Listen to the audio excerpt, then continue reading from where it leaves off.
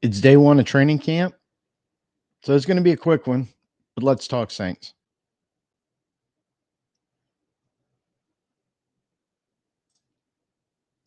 So really, there's um, just kind of the stuff that happened yesterday. Really, we're going to talk about right now because as I'm recording this around 9 o'clock, uh, California is still 2 hours behind, so they'll be practicing a little later today. But really, there was kind of three things that popped up yesterday in the Dennis Allen. Um, More Dennis Allen. Mickey had some things to say, but I don't think it was a whole lot that needs commentary, at least in my view. But the number one thing that I got from DAs um, is a Ryan Ramczyk update. Now, we knew, well, it was confirmed that he was going to be out all of 2024. I think we knew that as John Benton said as much in OTAs when the cameras were in front of him. And I think even before that, we knew it was trending terribly in the wrong direction for him. So no real news there. But the surprising thing, DA did talk a little bit about the procedure he had very early in the offseason. I think it was right after the 2023 season ended. Um, but they actually had a choice of two procedures, according to DA. One was a little more conservative, and that's the one they opted for, where he had a chance to come back. He needed to do some rehab and do some other stuff. And that's when we started getting the reports right around March and the league meetings going, he's not progressing where we thought he would be. Um, Always kind of left the door open and said, well, maybe it might just be a 2024 thing and there's a shot to have him back in 2025. Uh, DA said he's runs up in Wisconsin, I believe he said, still rehabbing, still doing work. So the door is open. I don't know how much, if it's a little crack or if it's wide open or anywhere in between for him returning in 2025, but at least it's there. Um, because the other option of procedure was a straight yes or no. That if they'd have done that one, yes, it had worked, he'd have been fine, and he would. I, I, I was inferring from Diego, and he'd be even in camp right now. Or if it didn't work, it meant retirement. Like he would have been out of options. So kind of hearing that, going, well, maybe there's still a chance. It's still a year away, and obviously, not to sound like a cold sob, but the focus now has got to be on 2024, and he's not going to be here. That doesn't mean we're not all pulling for him. We are.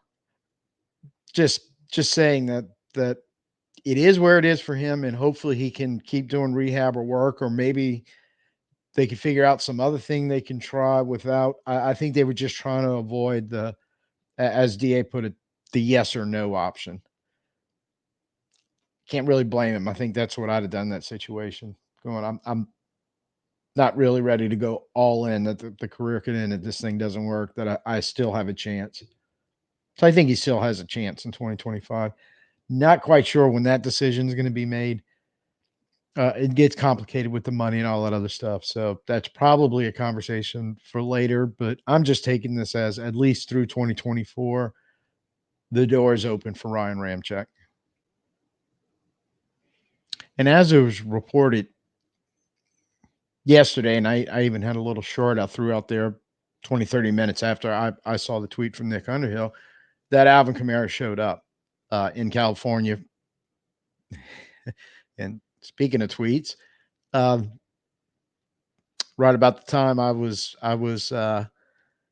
dropping that little short where I basically said, look, I don't know if this means he could just be avoiding a fine, um, but at least he's in the building, right?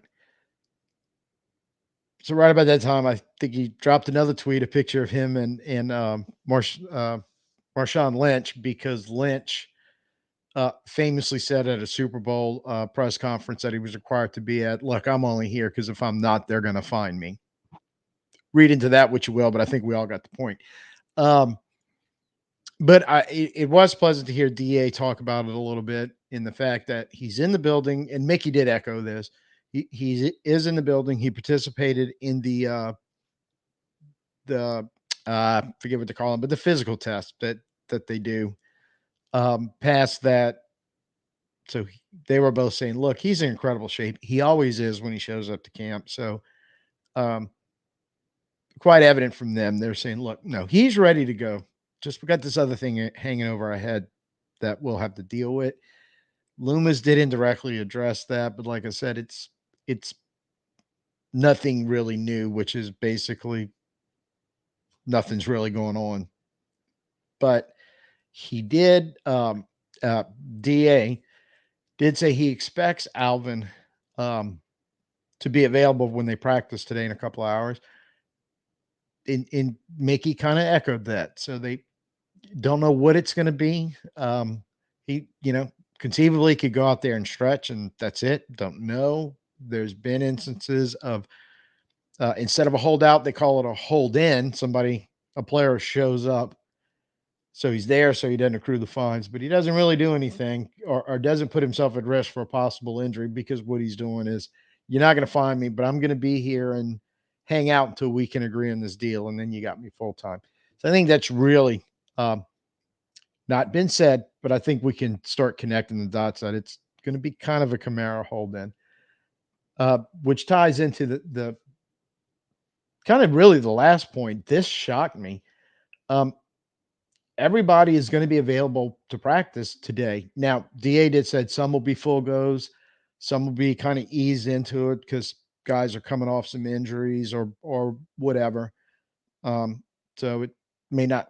He passed the line that you hear coaches say, "Look, I don't need to see it every day, but I need to see it, or I don't need to see it all the time. I just need to see it some of the time."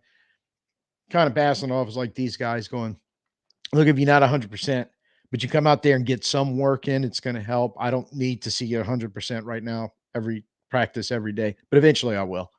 But right now, whatever we can do to get better." Again, both of them kind of echoed that in their talks, going, "We need to get the work in and do so."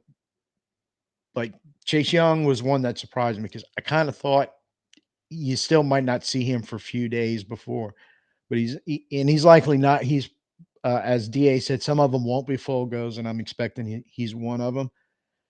But I'm excited that he did all the work. And again, this is another echo from Mickey. Did all the work in the offseason so he could be at this point right now while they're teed up in their first practice. There's only three that's unavailable. These are no shocks because um, passing out obviously with Achilles, he's going to be a while. Nefi Sewell still is injured, and then the Juwan Johnson foot thing. Um, yeah, I think everybody figured he wasn't going to be ready to go the first day of practice. It might take a little while, and obviously the Saints being the Saints, and I can't really fault them for this. Not really much updates on any of the three of when they might be coming back. So hope I think passing out. I don't see how he could be ready for training camp, but you never know. Um, so I think it's Jawan Johnson's kind of the wait and see. Everybody's waiting to see when he pops out on the field, and that'll solidify that tight end room. You need him in there.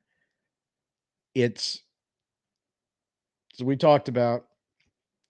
He's the guy you kind of counting on. You got some other good players there, and there's going to be some fights for some roster spots. But he's the guy you really want to anchor that room around. So the healthier he gets, or the quicker he gets healthy, I should say, up to 100% full speed, ready to go and get in that offense, the better off we'll be. Are so I assume when practice, because I think they're going to be practicing right around 11:30 our time. I believe I saw that somewhere. So it's kind of midday. It's just weird compared to OTAs and mini camps from last month, since it was same time zone. Kind of got the schedule. You kind of knew when everything was coming out. So I know it's going to be a little later. I'll uh, I'll keep an eye on things best I can. Anything that comes out, but a lot of times I'm thinking by the time they have the practice and they do the press stuff with the players and the coaches and everything else, and you get a little trickle down effect before you may get some tweets or some instant stuff that we can kind of figure out what's going on, but it takes a little process. So like the press conferences were yesterday afternoon our time, and it was a little bit last night before I could really get in there and listen to. It was about 50 minutes worth between both of them. So it took me a little while. And by the time I had it done, it was either do this at 10 o'clock last night or just do it this morning.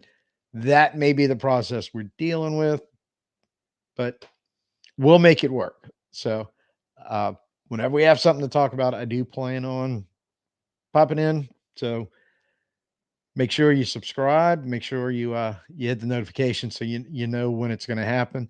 And if it's something really pressing where I have to jump on live, I'll be jumping on live.